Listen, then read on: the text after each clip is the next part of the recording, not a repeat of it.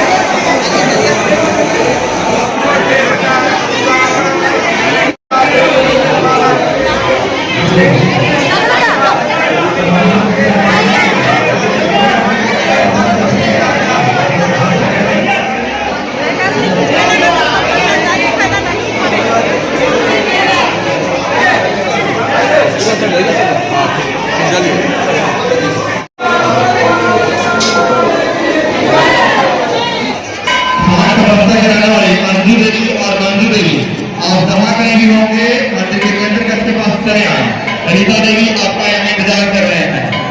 हाथ का बस्तर करने वाली अंजू देवी और मनु देवी जहाँ पे भी होंगे मंदिर के केंद्र कक्ष के पास चले आएंगे।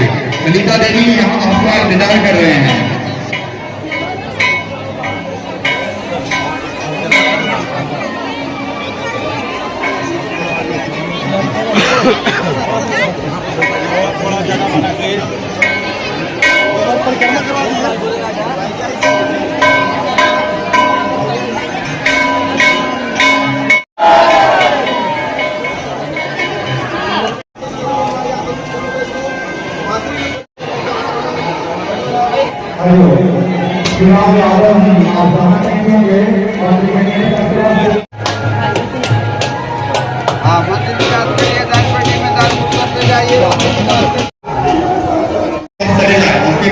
इंतजार कर रहे हैं।